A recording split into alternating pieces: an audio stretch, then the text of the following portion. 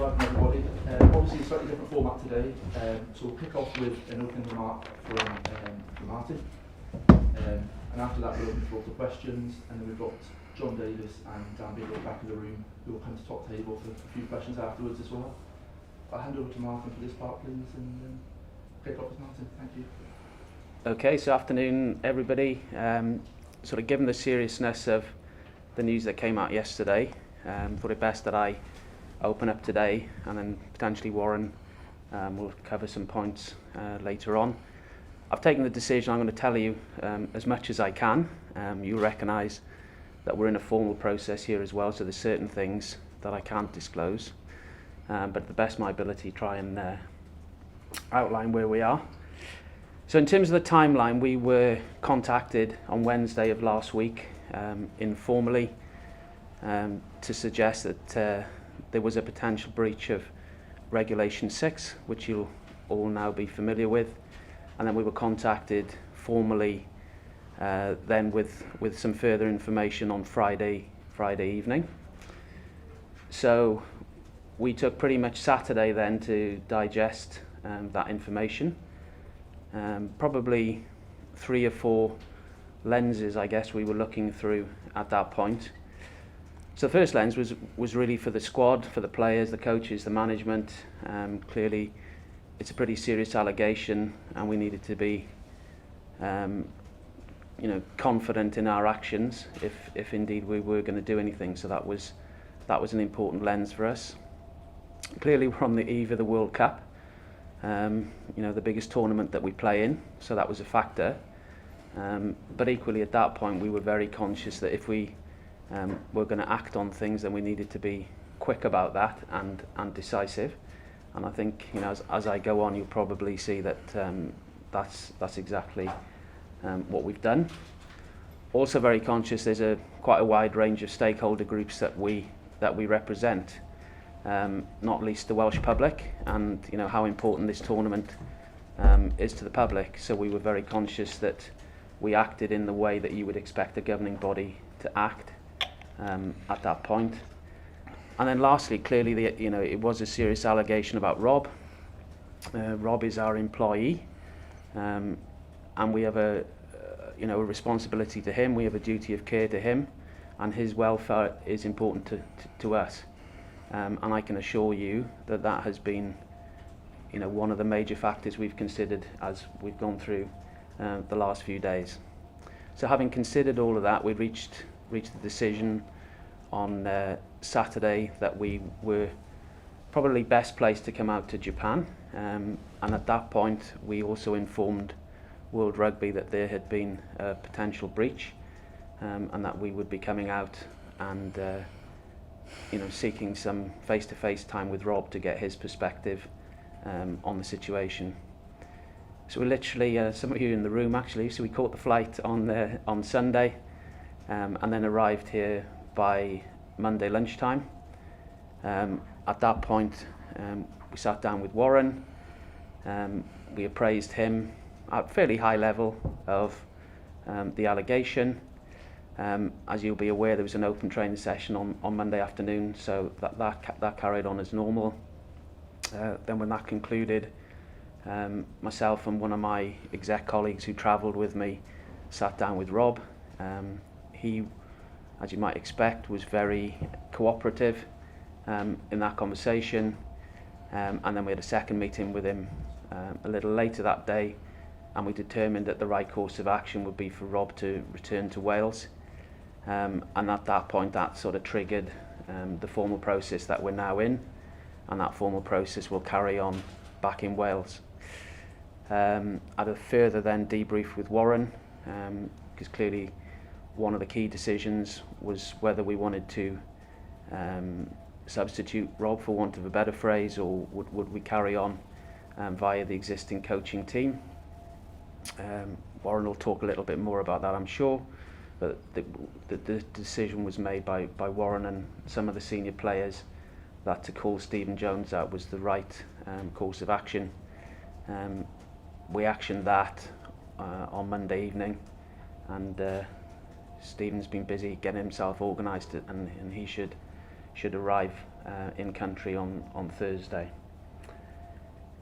So as I say, we've, as best we can, we've been transparent about what we can tell you. Very few days have elapsed. We've moved quickly, we've moved decisively. I'd like to think taken responsibility for the situation that we're in. As I said, it's a formal process, dependent on how that goes, and none of us want to prejudge it. You know, one of the outcomes of that would be that there would be an independent panel, a judicial panel, that would be involved. So we are very mindful of our responsibilities to that panel, and equally mindful of our responsibilities to Rob. Given the nature of some of the allegations, you may want to ask me some questions around, you know, what are they, what timing was involved, what quantums are involved, what teams are involved. I'm not in a position to answer any of those questions. By all means, you can ask me, and I will not answer them because I'm just not at liberty to do that. So probably better that we don't go there. And clearly there's you know, had a pretty good look this morning, and quite a lot of speculation on a whole variety of things. And again, I don't think it serves anybody particularly well if I react to that. But I will, you know, if there are things I can answer that I haven't covered, which hopefully isn't a huge amount, we're very happy to cover that at that point. Rob is back in Wales, and we have put the necessary support around him. Several of the coaches are in touch with him. We're checking in on his well-being at the same time as we're formalising our processes to get through the investigation that now comes together. I think that sort of ends of Martyn's statement there. We're open up for questions. As Martyn alluded to, we do want to answer as many questions as possible, but there are certain things we were unable to just because of the legal proceedings. But open floor to questions, please. Are you able to say, Martyn, when the alleged breach occurred? No, so the first we knew was, as I said, was we had a sort of informal approach on Wednesday, and then the further information came through on Friday, but not really in a position to divulge anything beyond that. Wednesday was the day that the squad flew out, is that right? So did you know before that the squad had flown informally that there was a potential breach? No. So was it while they were flying over? Because I think the squad arrived here on that Thursday, didn't it? That week? Yeah, we left the Vale at 5:30 in the morning. Right. Yeah, there's probably a distinction as well between what we were made aware of on Wednesday, which was literally just asked for some information for the integrity teams to validate that Rob was the person concerned, really. So we didn't really see any detail on what the allegation was until Friday evening. Just for clarity, Martyn, did that initial approach come from World Rugby? No, it comes from one of the betting company's integrity teams. Martyn, how well educated are coaches and players about gambling regulations? Have they been educated over the last few years? Yeah, I mean that's one of the things. I think there's a couple of elements to that. So one, you know, there'd be no doubt in my mind that the players and coaches know what Regulation 6 is, how it works, from a number of levels really. So the Welsh Rugby Players Association, when players first get pro contracts, there's some great work that they do in this area. There's online modules that the players have to complete on a pretty regular basis. They get briefings on a regular basis. They sign to confirm that they fully understand what's required of them on a regular basis. So, you know, without a shadow of a doubt, I think people in rugby, I can't talk for other sports, people in rugby know what's required of them. And then potentially another question would be, you know, clearly the controls are there as well, because, you know, something's been flagged here, and on the back of that being flagged, then, you know, those controls kick in and we move into a formal process that's pretty well understood by everybody. Well, with the amount of education the squad and the players and the coaches get for the last numbers in, does that make it even more sort of embarrassing that there's been potentially, allegedly, a breach with so much information over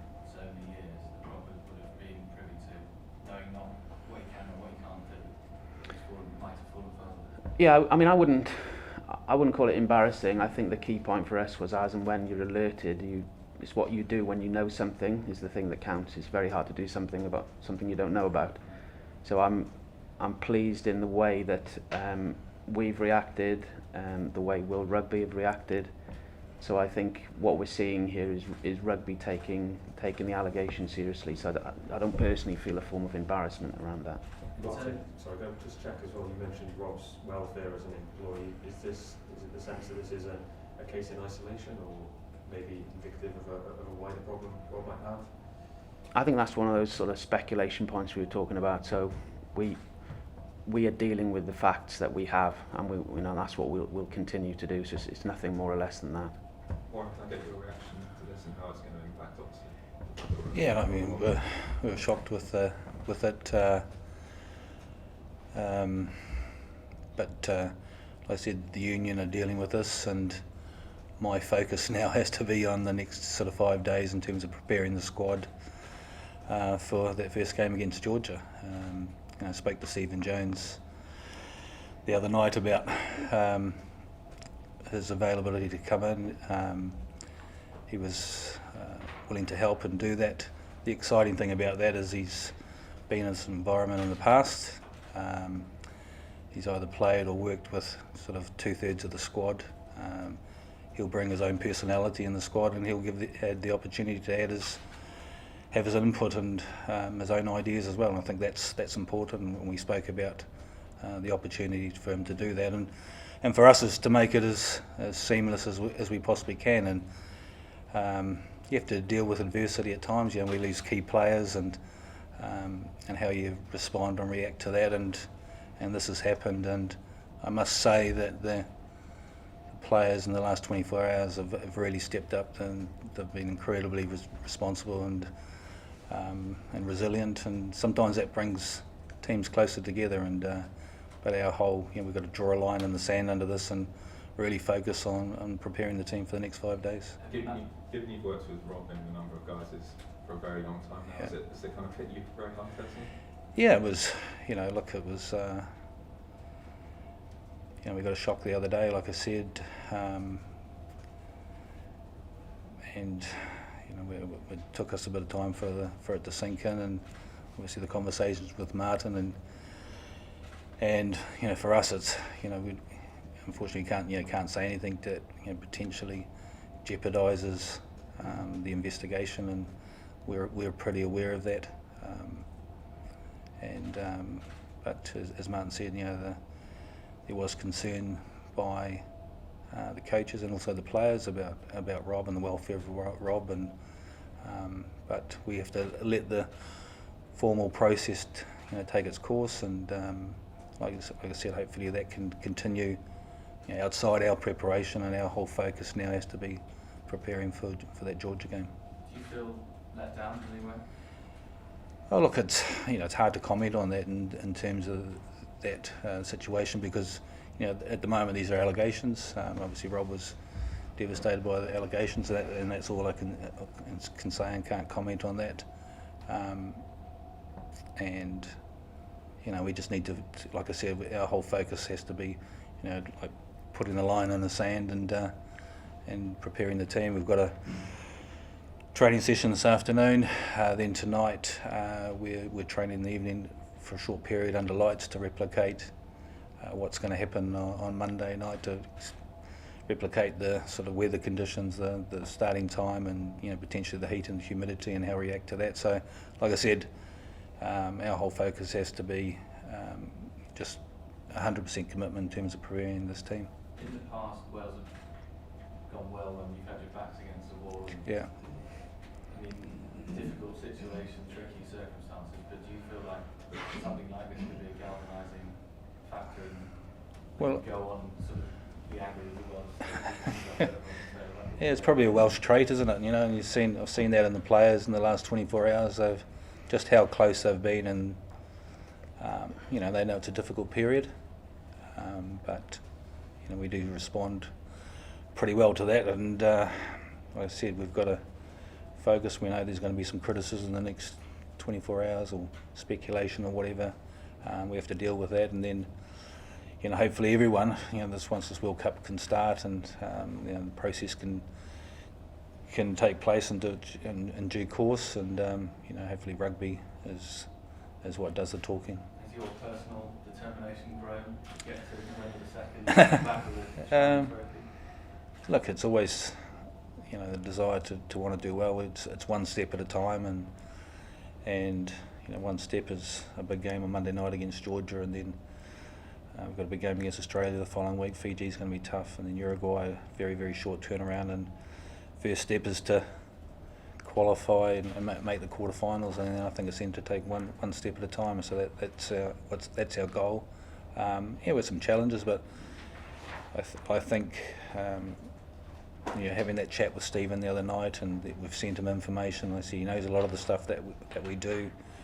We need to make that transition as seamless as it possibly can be, and I'm sure it will be. And I know the players and the rest of the coaches will give him as much support and as we possibly can. And I think he'll come in and potentially add to the environment as well. So I see that as what's been a difficult situation is how do we turn that into a positive one. Warren, did Rob get the chance to speak to the players before he left and sort of address the group? No, he didn't. I think he spoke individually to one or two players, but that was about it.